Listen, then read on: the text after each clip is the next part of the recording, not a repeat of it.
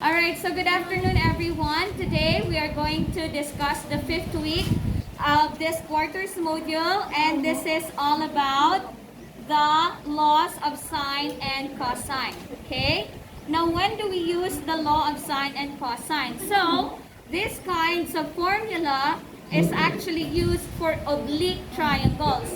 Now what are oblique triangles? Oblique triangles are any triangle that is not a right triangle. Okay? So it can be that all of its angles are acute angles. It can be that one of its angle is an obtuse angle. Okay? So say for example, we have this kind of angle, or triangle I mean.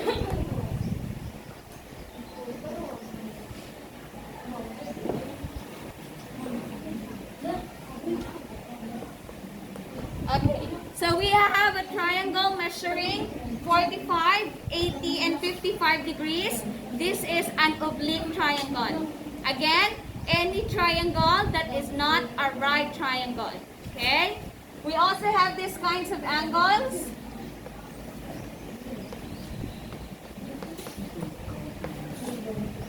If we say the angles are 20, 50, and 110 degrees, that is also another example of oblique triangle. Any questions? None. Very good. Now, again, we have two types of oblique triangles. All angles are acute. That means all of the angles measures less than 90. And we also have one angle that is an obtuse angle. Now, what is a law of sine? So, law of sine states that sine A over A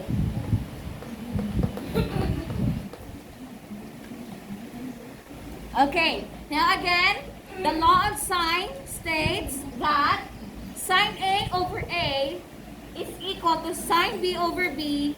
It's equal to sine C over C. Now please take note, these are the angles. Ang big A na D signifies the angles, okay? So say for example here, we have sine A. For example, your angle A is 45 degrees. So we say that sine 45 over A is equal to sine 80 over B is equal to sine C over C. Okay? Now what is the small letters A, B, C imply? These small letters is the measures of the sides. Angle A, opposite side is side A. Angle B, opposite side is side B. Angle C, opposite side is side C. Do you follow? Yes. Now, therefore, it means that the sine of an angle divided by the measure of its side is equal to the sine of the angle over the side, also equal to another angle, and then divided by its opposite side. Okay? So, if you do have this formula, and you were given some values of the angle and the side, you can be able to solve for the other remaining side. However, this is only applicable for some instances. The law of sine works with at least two angles and two respective sides at a time. As a result, the law of sines can be applied only if certain combinations are given. Example of number 1, given the two angles and included side, that's the ASA postulate last time. Okay? So we can use, if given two angles and one included side, we can use law of sine. Another one, if two angles and the non-included side. And the third one, two sides and the non-included angle. Do you copy? Okay, that's good. Now, we have also what we call the ambiguous case. So this is actually an ambiguous case. That means this kind of case is quite confusing, and it is somehow, it's still going to be depending on the given information. Okay? If this is already given. Now, we also have what we call the law of cosine. Now, what is a law of cosine? So, law of cosine, let us find the missing sides and the missing angles using this formula. Okay? So we have this formula for the law of cosine. C squared is equal to A squared plus B squared minus 2AB cosine C. Okay? So say for example, if you wanted to look for the missing side, which is side C, opposite of the C angle, we can use this formula.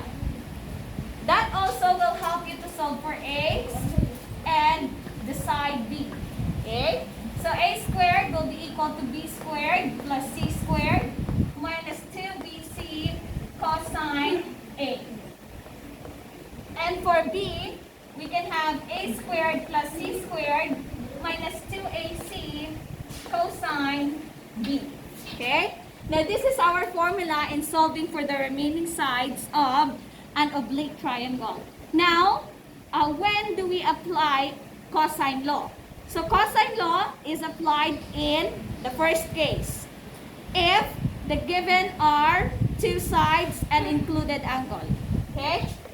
SAS, and another one is the SSS.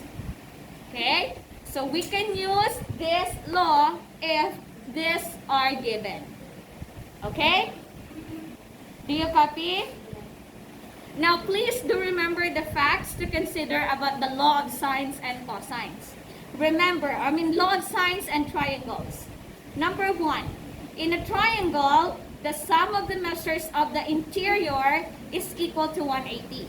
Everybody knows that, right? Kabalo na nga ang sum sa tanan nga angle, interior angle sa isa ka triangle is equal to 180. Number two, no triangle can have two obtuse angle. Wala sang triangle nga makaduha ka obtuse nga angle. That means wala sang triangle nga ang duay ka angle more than 90. Follow? Example, we cannot have a triangle that has 92, 100, and then we cannot have this triangle. Okay? Yes, because the sum of these angles inside should only be 180. Okay? We can have one obtuse only, and the rest are all acute. So if we have 100 degrees here, we can say that the other two are 70 and 10. Okay? Hindi pwede siya nga duwagi dya ka obtuse angle ang ara sa isa ka triangle. Okay? Number 3. In a triangle, the largest angle is opposite the longest side. Do you follow? So, if I say that this triangle ABC has the measures 100, 55, and 25 degrees. Which side is the longest? 100, sir. Which side is the longest? A, angle A or side A? Side A. We have side A, which is the opposite side. Or we can also call it side BC. Okay? Side BC. Okay? Next, the proof of log cosine requires that you know that sine squared A plus cosine squared A is equal to 1. Okay? Sine squared of the measure of the angle plus cosine squared of the measure of the angle is equal to 1. Do you follow? Yes. Okay. Now we have some steps in order for us to solve for law of sines and cosines. But please take note of its formula. Okay?